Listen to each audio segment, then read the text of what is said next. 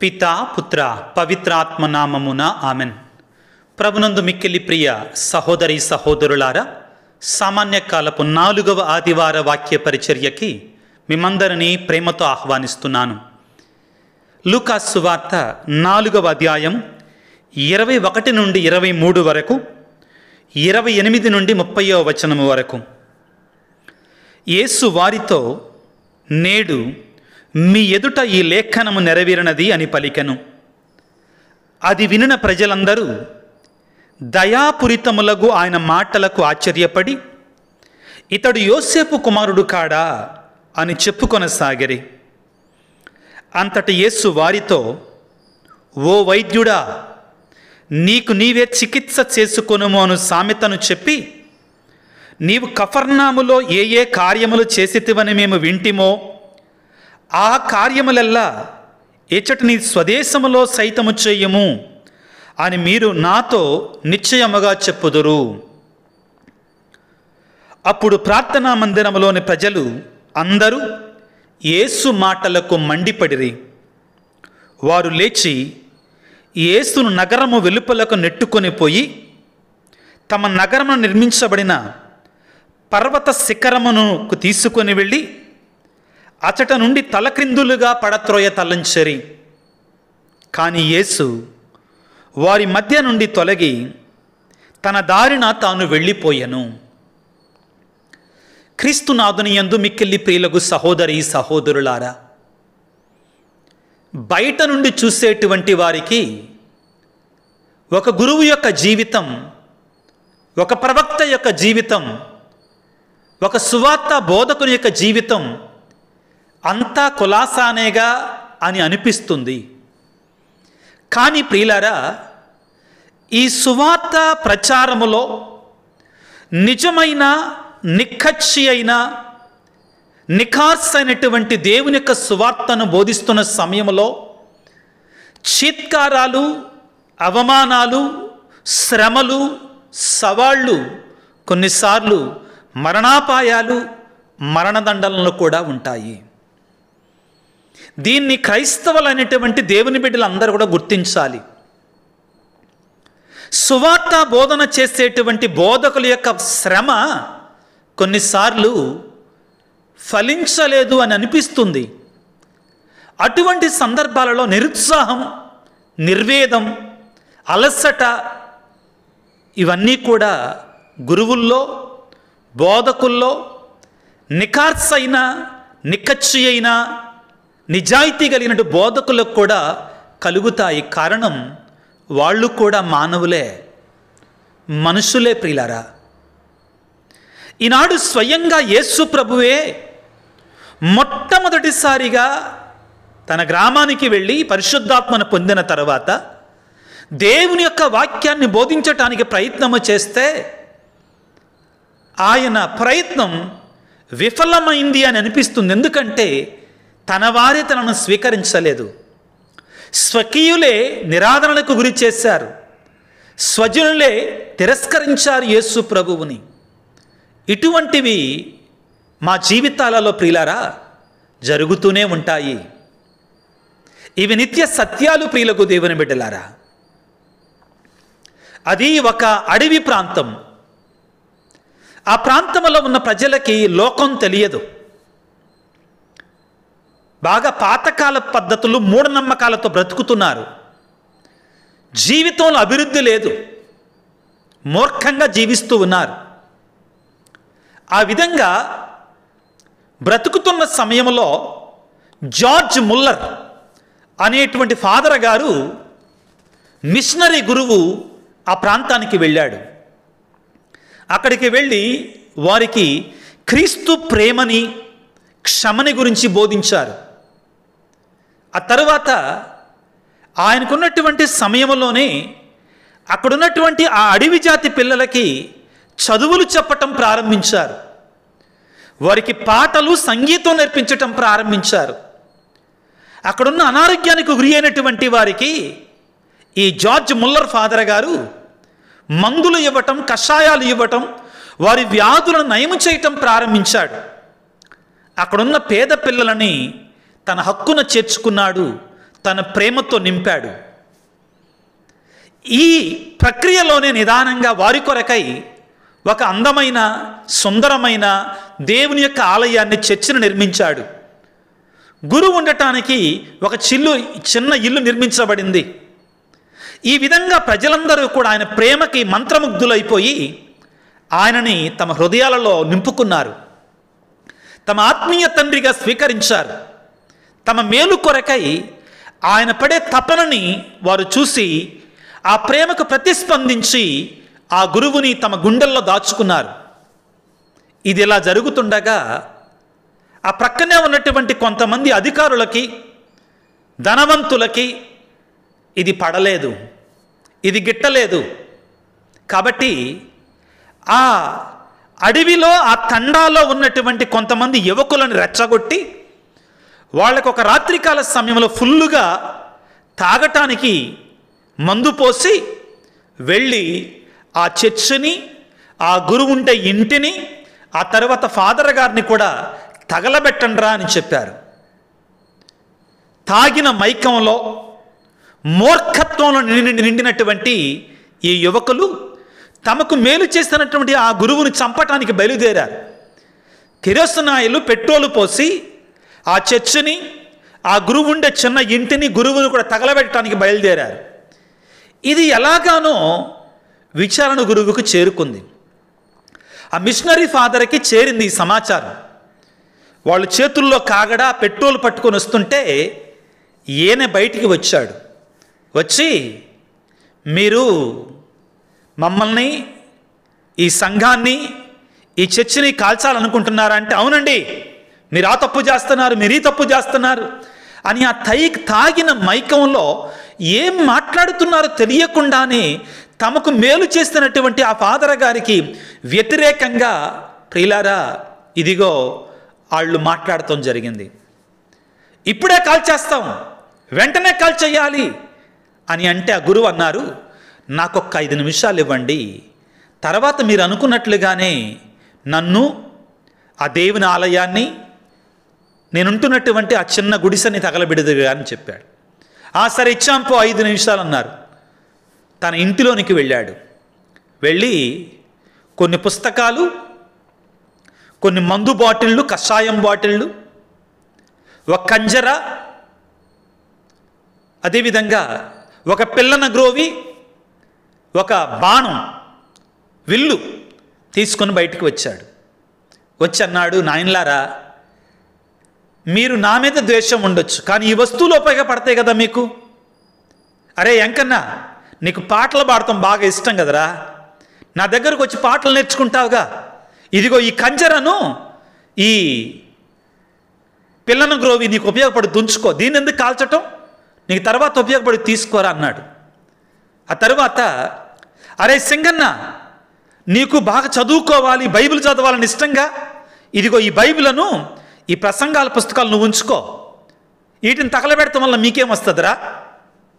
ఆ తర్వాత అతను అన్నాడు, రాజన్నతో అన్నాడు, అరే రాజన్న, నీకు వేటాడటం బాగా ఇష్టం కదా, వేటాడటం అంటే బాగా ఇష్టం కదా, ఇదిగో ఈ బాణాన్ని, ఈ విల్లుని నీ దగ్గర ఉంచుకోరా, ఉపయోగపడుద్ది, దీన్ని కాలిస్తే నీకేం వస్తుందిరా, నన్ను చంపితే సరే మీ కోపం చల్లారుద్ది కానీ అని చివరికి అన్నాడు. పిల్లరా, అరే కొండన్న, మీ అవ్వకి ఆరోగ్యం అస్సలు బాగోదు, ఆస్తమా వ్యాధి, ఇదిగో ఈ కషాయం మీ అవ్వకివ్వరా, ఆ రోగం నిదానంగా తగ్గుద్ది, ఇప్పటికే కొన్నాళ్ళు వచ్చింది నా దగ్గరకి, చాలా వరకు కుదట పడింది, ఈ మందు కాలిపోయింది అనుకో మళ్ళీ ఎవరు ఇచ్చేవాళ్ళు ఉండర్రా, కాబట్టి మీ అవ్వకివ్వరా అని చెప్పి ఆ గురువు, ప్రియులరా, ఆ దేవాలయం ఎదురుగా వెళ్ళి ఇటు తిరిగి దేవాలయం ముందు చేతులు చాచి గట్టిగా అరిశాడు, రండ్రా, ఇక తగలబెట్టండి, నన్ను చంపివేయండి అయ్యా, నన్ను కాల్చివేయండి, నన్ను, నా దేవుణ్ణి, నా ఆలయాన్ని, నా ఇంటిని కాల్చివేయండి రా అన్నాడు.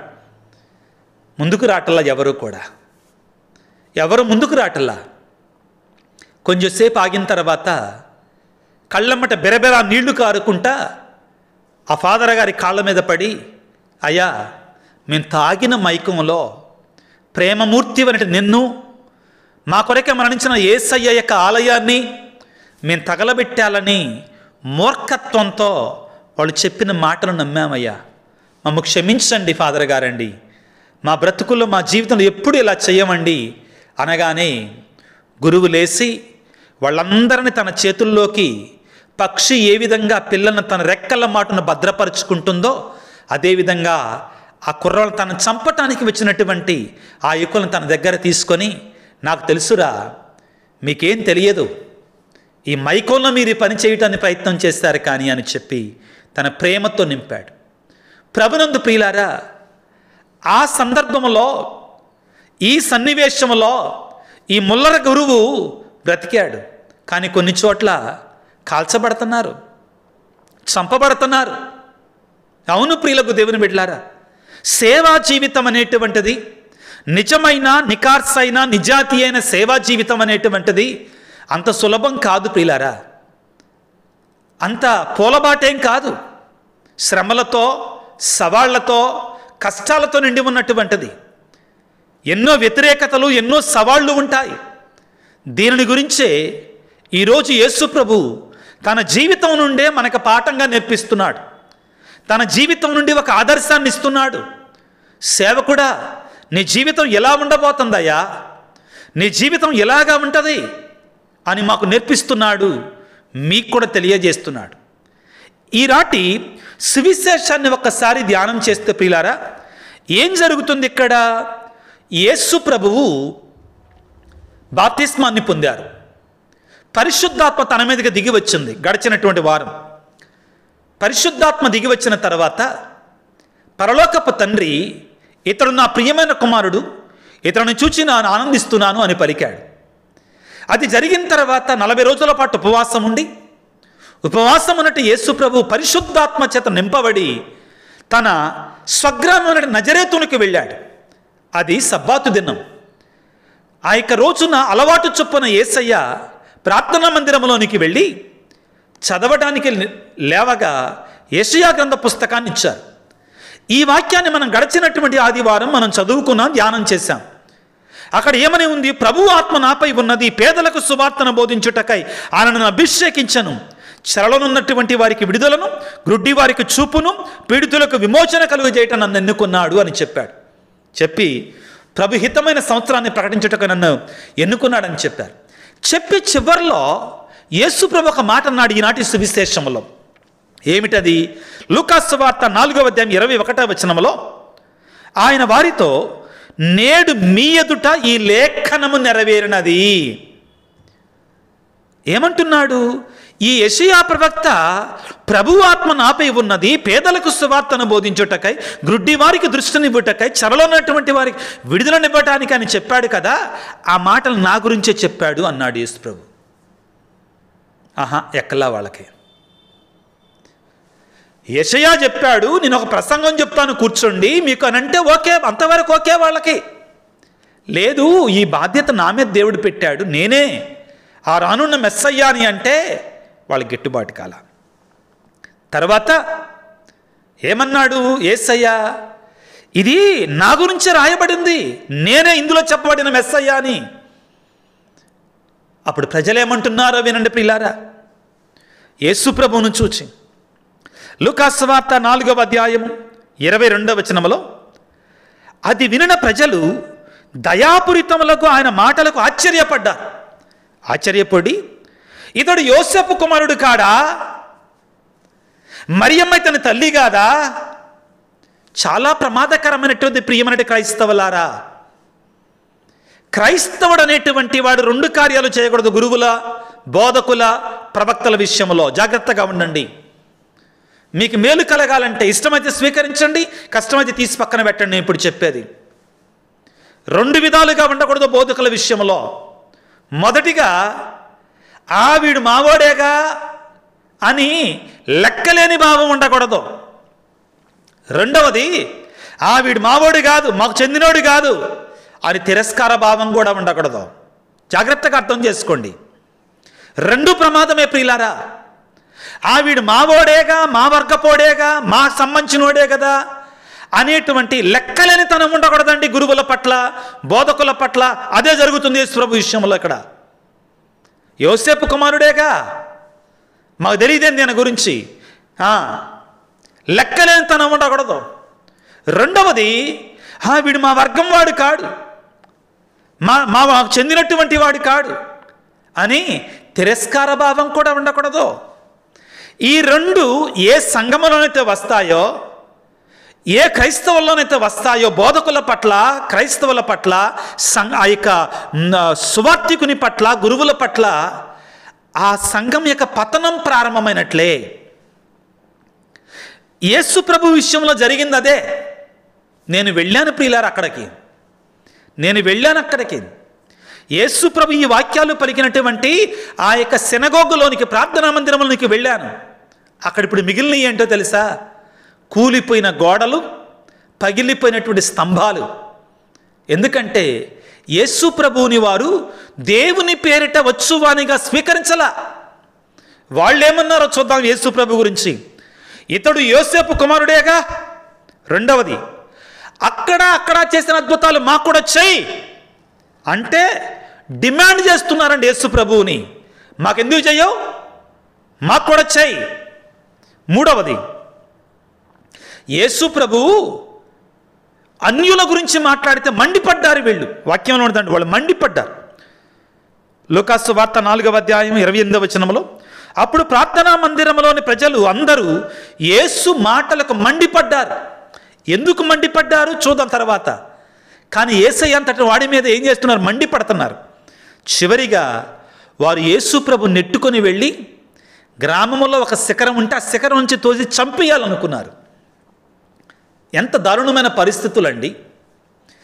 ఏంటి ఇంతకీ యేసు ప్రభు చేసిన ఘోరమైనటువంటి పాపం ఏంటి ఇక్కడ తెలుసుకోవటానికి ప్రయత్నం చేద్దాం. మొదటిగా ఏమన్నాడంటే యేసు ప్రభు, లూకాసు వార్త 4వ అధ్యాయం 21వ వచనంలో, నేడు మీ ఎదుట ఈ లేఖను నెరవేరింది అని చెప్పాడు. యెషయా ప్రవక్త పలికింది నా గురించే అని చెప్పాడు. అది వాళ్ళకి ఇష్టం లేదు, అది వాళ్ళు అంగీకరించలేకపోయారు. నువ్వేంటి నీ గురించి యెషయా ప్రవక్త చెప్పటం ఏంటి? నో, మేము ఒప్పుకోం. నువ్వు మా కళ్ళెదురుగా పెరిగావు కదా, మా వాడివేగా, మా ఊరు నుంచే కదా. ఒకసారి అభిషేకం పొందిన తర్వాత గురువు దేవునికి చెందినటువంటి వాడు. ఈ మాట నేను ఇంతకు ముందు కూడా చెప్పానండి. నేను విన్నాను కాబట్టి అంటున్నాను. గురువులను పట్టుకొని ఏరా అబ్బాయి, ఏరా అయ్యా, నో, డోంట్ డూ దట్. వద్దు. నీకెంత చనువున్నా కానీ గురువుని గురువుగానే చూడు దేవుని యొక్క ఆశీర్వాదాలు పొందాలంటే. స్వకీయులు యేసు ప్రభువు దగ్గర ఆయన అలా చూడాలనుకుంటున్నారు. మాకు తెలిసిన వడ్రంగి యోసేపు కుమారుడేగా. వద్దు, ఆ గురువుల్ని అలానే ఉంచుదాం, పవిత్రంగా పరిశుద్ధంగా ఉండనిద్దాం. మన రొచ్చులోనికి, మన లోకంలోనికి లాగొద్దు. ఇక్కడ నేను మనసు విప్పి ఇంకొక విషయం కూడా చెప్తున్నానండి. ఏంటి? మాలో మేం కూడా అంతకి వెళ్ళకూడదు, దిగజారకూడదండి. ఆ స్థాయికి వెళ్ళకూడదు. ఆ జాగ్రత్త పడాలి. మా మీద ఉన్న అభిషేకాన్ని, ప్రియులారా, ప్లీజ్ డోంట్ మిస్అండర్స్టాండ్ మీ. నన్ను అపార్థం చేసుకోమాకండి. గురువు ఆప్యాయతగా ఉండకూడదు, కలివిడిగా ఉండకూడదు, కలిసిపోయి ఉండకూడదు ప్రజలతో అంటల్లా నేను ఉండాలి. గురువు ప్రేమ, వాత్సల్యం, కరుణ, దయ, ప్రేమను చూపించాలి గురువు అనేటువంటి వాడు. కానీ మానవ దృష్టితో వెళ్ళకూడదండి, లోకానుసారంగా వెళ్ళకూడదండి. యేసుప్రభుని చూసి వాళ్ళు ఏమన్నారు? యేసుప్రభు ఏమన్నాడు? ఈ మాటలు నా గురించే రాయబడ్డాయి అంటే నువ్వు వడ్రంగి కుమారుడివేగా. తిరస్కరించారు.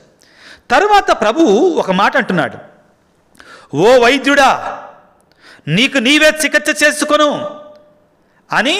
మీరేమంటారంటే నాతోటి, నీవు కఫర్నాములో ఏ కార్యములు చేసేవో అని మేము వింటిమో ఆ కార్యాలు మా ఇతరులు కూడా మా స్వదేశంలో కూడా చెయ్యి, నీ స్వదేశంలో చెయ్యి. నువ్వు అక్కడ అద్భుతాలు చేసావంటగా, నువ్వు అక్కడ కొన్ని గొప్ప కార్యాలు చేసావు, మాకు చెయ్యి ముందు. మాకు వచ్చేటట్టు చూడు లాభం, మాకు స్వలాభం రావాలి, మా కోసం చెయ్యి ముందు. మేము మీ వాళ్ళం కదా, మాకు చెయ్యి. తర్వాత యేసు ప్రభుకి ఇంకా వాళ్ళు ఆలోచన సరళి కొంచెం కోపం రప్పించింది. అప్పుడు ఏమన్నాడంటే, ఇద్దరు వ్యక్తులని ఉటంకిస్తున్నాడు. ఒకటి ఏమిటంటే, 25వ వచనం 4వ లూకాసు వార్త. వాస్తవమనగా ఏలియా కాలమున 3 సంవత్సరముల 6 మాసములు అనావృష్టి కలిగింది. ఓకే, ఆనాడు ఇశ్రాయేలులో పెక్కుమంది విధవరాండ్రు ఉన్నా కానీ సీదోనులోని సరెప్తా గ్రామమున ఉన్న విధవరాలి యొద్దకు మాత్రమే ఏలియా పంపబడ్డాడు. ఈ సరెప్తా విధవరాలు యూదులు కాదు, అన్యురాలు. ఈ మాట గుర్తుపెట్టుకోవాలి మీరు. తర్వాత యేసుప్రభు ఏమంటున్నాడంటే, ప్రవక్త ఎలీషా కాలంలో చాలామంది కుష్ఠరోగులు ఉన్నా కానీ సిరియా నివాసియకు నామాను తప్ప మరెవరూ స్వస్థత పొందల. ఈ సిరియా నివాసి అయిన నామాను కూడా యూదుడు కాడు, అన్యుడు. ఇక్కడ యేసుప్రభు ఏమంటున్నాడు, ఇదిగో మీరు యూదులై ఉండి కూడా నేను మీ వాడిని అయినా కానీ మీరు నన్ను గౌరవించటల్లా, అంగీకరించటల్లా, దేవుని పేరిట వచ్చువాడిగా స్వీకరించటం లేదు. కాబట్టి మీరు ఇక్కడ ఉన్నా కానీ నా కృపను పొందలేరు. మీరు ఆనాడు ఇశ్రాయేలులో చాలామంది కుష్ఠరోగులు ఉన్నారు, వాళ్ళెవరూ పొందలేకపోయారు. ఏలియా కాలంలో సరెప్తా విధవరాలు అన్యురాలు మాత్రమే పొందింది స్వస్థ ఆ యొక్క అద్భుతాన్ని. ఇశ్రాయేలులో ఎవరూ పొందలేకపోయారు. కారణం అవిశ్వాసం, అపనమ్మకం, లెక్కలేనితనం, తక్కువ చేసి చూడటం. జాగ్రత్త వహించుదాం ప్రియులారా. ప్రభువు ఈ మాటలు చెప్పేసరికే ఏంటి దాని అర్థం? నా స్వకీయులైన మీరు నన్ను అద్భుతాలు పొందలేకపోతున్నారు.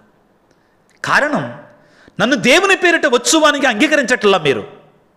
రెండవది, మీలో విశ్వాసం లేదు నా మీద అని ఎప్పుడైతే ఆయన చెప్పాడో వాడికి రోషం పుట్టుకొచ్చింది, కోపం తన్నుకొని వచ్చింది.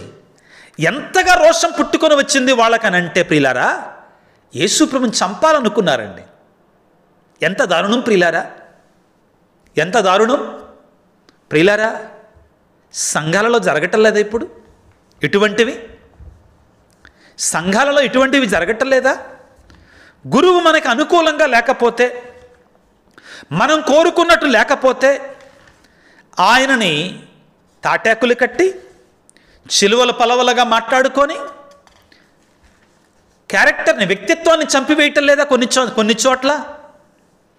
ఈ మాటలు మీకు ఇష్టం ఉన్నా లేకపోయినా ఈ వాక్యాన్ని ఎవరు వింటున్నా కానీ నేను చెప్పాలి కాబట్టి చెప్తున్నానండి.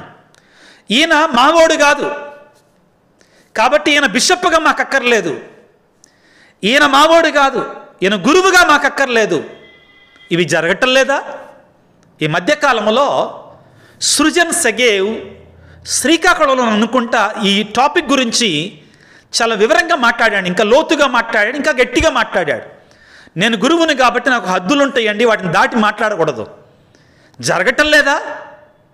ఆనాడు యేసు ప్రభువుని వాళ్ళు తిరస్కరించారు, దేవుని పేరిట వచ్చినటువంటి వాడు. ఈనాడు దేవుని పేరిట వచ్చిన గురువులని, దేవుని పేరిట వచ్చిన బిషప్లని మనం తిరస్కరించటం లేదా? జరగటం లేదా? మాస్టర్లని, ఉపదేశులని తిరస్కరించటం లేదా? జాగ్రత్త వహించుదాం ప్రియులారా.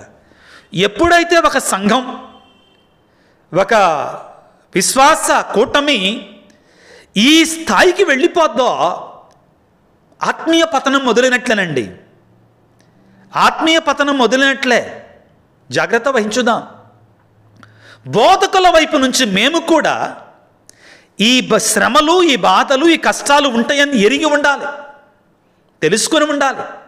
కాబట్టి బోధకులనట్టు మేము కూడా నిష్పక్షపాతంగా దేవుని పేరిట అందరూ నా బిడ్డలే, అందరూ నా వారే అనేటువంటి పద్ధతిలో వెళ్ళాలి. అది అవసరం ప్రియులకు దేవుని బిడ్డలారా. ఒక మాట చెప్తాను వినండి, బాధపడకండి. ఒక చోట తెలిసినటువంటి సంఘస్థులు నాతో చెప్పింది ఏమిటి అంటే, అది నిజం కాదు అని నేను కోరుతున్నా, ప్రార్థన చేస్తున్నా. అక్కడ 2 వర్గాల విశ్వాసులు ఉన్నారు, సంఘస్థులు ఉన్నారు. ఆ గురువు, ఆ బోధకుడు కాని వర్గాన్ని పూర్తిగా నెగ్లెక్ట్ చేయటం, పట్టించుకోకపోవటం చాలా ప్రమాదకరం ప్రియులారా. దేవునికి అంగీకార యోగ్యం కాదు. సేవకునికి చాలా శ్రమలు వస్తాయి, చాలా బాధలు వస్తాయి, చాలా సవాళ్ళు వస్తాయి. ఈ సవాళ్లలో ఆత్మీయులుగా క్రైస్తవులు అనేటువంటి వారు, దేవుని బిడ్డలు అనేటువంటి వారు తోడుండాలి, బలపరచాలి, విశ్వాసం కొరకై, గురువుల కొరకై ప్రార్థన చెయ్యాలి. ఇర్మియా గ్రంథంలో ఈనాటి మొదటి పట్టణంలో దేవుడు ఇర్మియాను ఎన్నుకుంటున్నాడు. తల్లి గర్భంలో పడకముందు నేను ఎన్నుకున్నాను, జాతులకు ప్రవక్తగా. ఎవరికంటండి? జాతులకు ప్రవక్తగా నేను ఎన్నుకున్నానన్నాడు. గురువు, బోధకుడు, యాజకుడు, ప్రవక్త అనేటువంటి వాడు ఒక వర్గానికి పరిమితం కాదండి. అందరివాడిగా ఉండాలి. అందరి కొరకై అతను. దేవుని వేడుకుందాం ఈ రోజున. మన సంఘాలు దీవించబడాలి. గురువులు ఇంకా ఉత్సాహంతో, ఎంతో శ్రమతో కూడుకున్న సువార్త పరిచర్యని దేవుని పేరిట వచ్చువారిగా వారు సువార్తను బోధించాలని ప్రార్థన చేద్దాం. సంఘాలలో ఒకవేళ పొరపుచ్చాలు, అవరోధాలు, అవకతవకలు, అనైక్యత ఉన్నట్లయితే వాటిని తొలగించమని, దేవుని ప్రేమ అందరికీ అందాలని ఆ దేవాదేవుని తలలో వంచి ప్రార్థన చేద్దాం. సర్వశక్తిమంతుడా, సర్వోన్నతుడా, ప్రేమమయుడా, ఈనాడు మీరు మాకు సవాలుతో కూడుకున్నటువంటి వాక్యాన్ని వినిపించినందుకు మీకు స్తోత్రాలు, వందనాలు. తండ్రి, మేమందరము కూడా నీ సత్య సువార్తని నిండు మనసుతో అంగీకరించి అద్భుతాలు పొందుకునేలాగా మమ్మల్ని దీవించండి. మా హృదయాలను మార్చుకొని నీ ప్రేమను మా హృదయలో దాచుకునేలాగా మమ్మల్ని దీవించండి. ఓ ప్రేమమయుడా, ఈ వాక్యాన్ని ఆలకిస్తున్న బిడ్డలమని మేము ఎప్పటికీ, ఏనాటికి సువార్తకు వ్యతిరేకముగా, అభిషిక్తులకు వ్యతిరేకముగా జీవింపక వారి యొక్క సువార్త ప్రచారంలో సహకారులుగా ఉండటానికి మాకు సాయం చేయండి. ప్రేమమయుడా, కనికర సంపన్నుడా, ఈ వాక్య పరిచయలో పాల్గొంటున్న బిడ్డలందరినీ దీవించండి. ముఖ్యంగా అస్వస్థతకి, అనారోగ్యానికి గురైనటువంటి బిడ్డలని నీ గాయపడిన హస్తాలతో తాకండి, స్వస్థపరచండి. శాంతి సమాధానం కుటుంబాలకి నీ నిజమైన శాంతిని, సమాధానం దయచేయండి. మా బాధలలో, మా శ్రమలలో, మా జీవిత మానసిక, ఆత్మీయ, శారీరక ఆవేదనలలో తట్టుకునే ఓదార్పును మాకు దయచేయండి, ఓర్పును మాకు ఇవ్వండి. మరొకసారి ప్రభువా, ఈ వాక్యాన్ని ఆలకించిన బిడ్డలందరినీ దీవించమని, ఆశీర్వదించమని మా ప్రభు అయిన క్రీస్తు ద్వారా వేడుకొనుచున్నాము తండ్రి, ఆమెన్. ప్రభువు మీతో ఉందురుగాక, మీ ఆత్మతో ఉందురుగాక. సర్వశక్తిగల సర్వేశ్వరుడు, పిత, పుత్ర, పవిత్రాత్మ మిమ్ము మీ కుటుంబాలను చల్లగా దీవించి ఆశీర్వదించి కాపాడుదురుగాక. God bless you. దేవుడు మిమ్ము దీవించుగాక. ఆమెన్.